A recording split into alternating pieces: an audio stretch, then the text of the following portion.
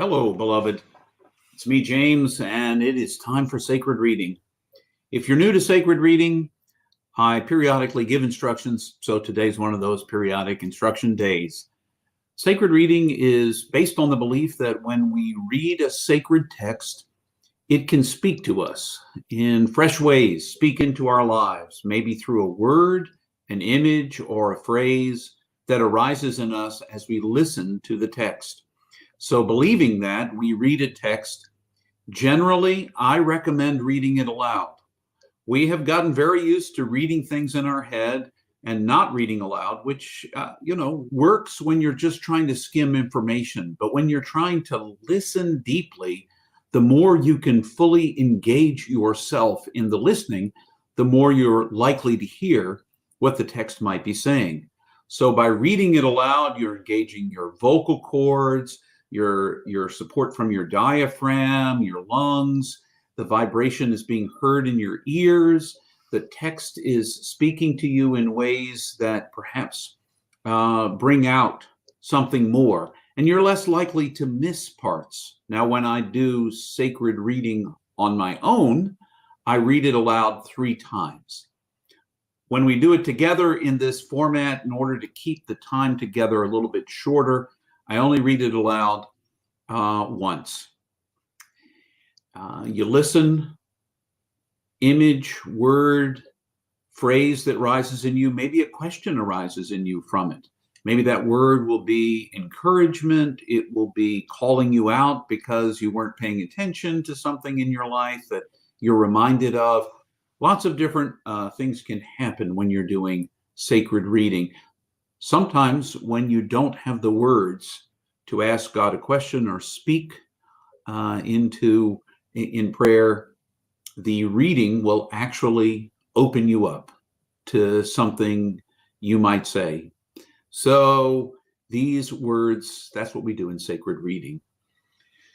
We have been reading the book of Ruth slowly in small snippets. Last week was just one verse. Ruth chapter 2, verse 13. This week we are reading Ruth chapter 2, verses 14 through 16. I'm going to set the scene. I'll do it in as short an order as I possibly can. In the book Ruth, it begins with Naomi and her husband Elimelech and their 2 sons. They are experiencing a famine in and around Israel near Bethlehem, and so they leave the area and move to Moab. While in Moab, Naomi's sons find wives, Orpah and Ruth, and they get married. Shortly thereafter, the time frame is not clear, Naomi's husband Elimelech dies, and both of her sons die, leaving her and her 2 daughters-in-law, Orpah and Ruth. Naomi suggests, that Orpah and Ruth go back to their people. And part of the reason why she does has nothing to do with whether she loves them or not. It's practicality. Women could not own property and employ themselves. They required being attached at that time to a male family member, whether it is their husband, their father, their brother, or a close relative of some kind. And there was an obligation placed on those male relatives to actually provide care for the female relatives who end up without a spouse.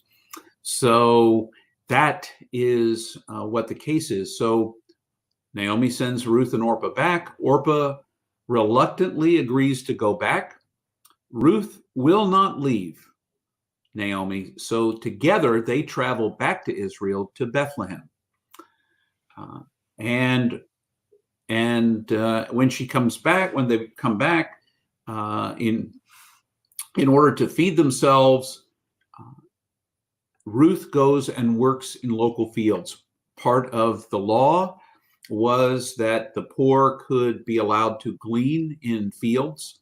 The leftover grain that dropped to the ground and fruits and those kinds of things that were left, they could be allowed to glean from the edges to make sure that they had something to eat.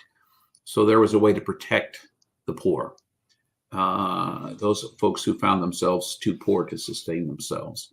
Ruth goes and does that. She ends up working in the field of Boaz, who knows Naomi.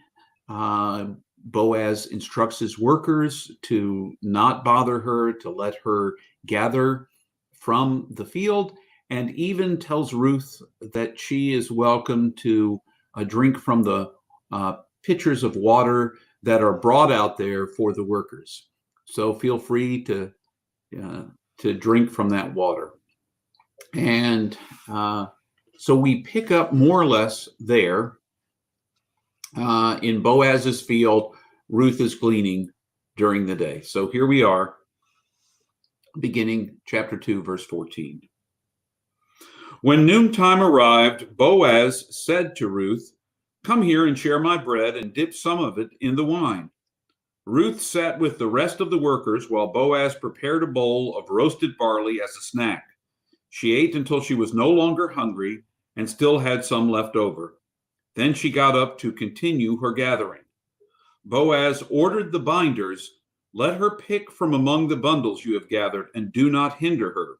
In fact, go so far as to drop some grain from your bundles and let her collect it without fear."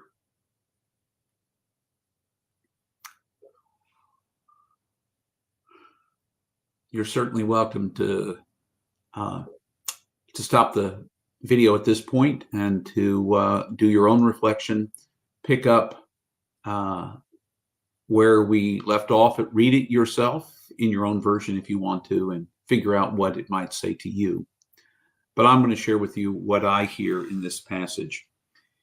At this point, I see Boaz going above and beyond even the requirement that was part of the law.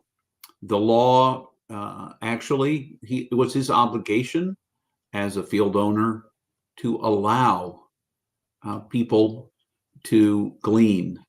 But knowing how Ruth is caring for her mother-in-law and looking out for her, Boaz has gone a little extra distant. Not only can she gather what is dropped by accident, but he even encourages his worker to drop some on purpose. So there's more for Ruth to gather.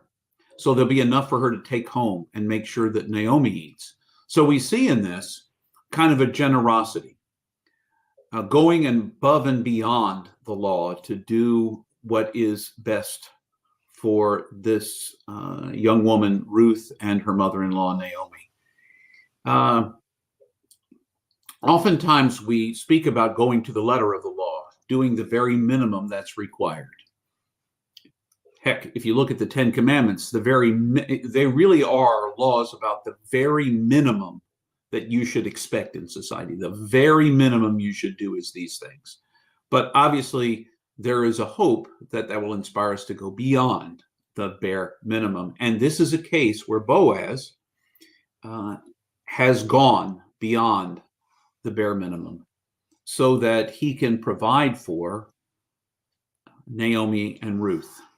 And that kind of going above and beyond is a kind of calling I think fits into my life and perhaps into yours.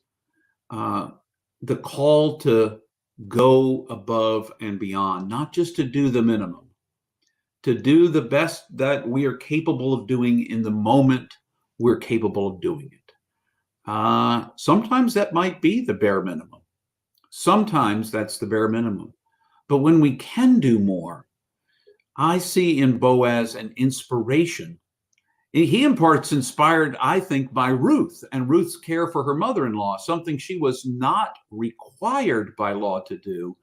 In fact, because she was not even from Israel, but she went above and beyond what was required of her to care for her mother-in-law. And perhaps that was an inspiration, I say perhaps, for Boaz to do the same. And I wonder in my life where I might be called to go above and beyond. And where all of us might be called to go above and beyond. Sure, we can get by with the minimum. But I think this story is one that invites us to go beyond that place, to stretch ourselves and to do what God might want to see us do, more than the minimum, as much as we can, as much as we've been gifted, to turn around and let that gift be a gift to other people. That's what I see in this text. So I don't know what you saw. I encourage you to share it. If you want to write it, if you've watched this on the Facebook page, please share any thoughts you have. Always welcome to hear it. If you watch it on the YouTube channel, you're certainly welcome to write your comments there as well. Any thoughts that you have. It's a powerful text. Next week, we pick up with verse 17. But until then, take this time to reflect and use sacred reading as a tool for you to draw closer. And perhaps in your everyday life, as I feel challenged to, try to go above and beyond what might be minimally required of you. Until the next time, wish you all the best.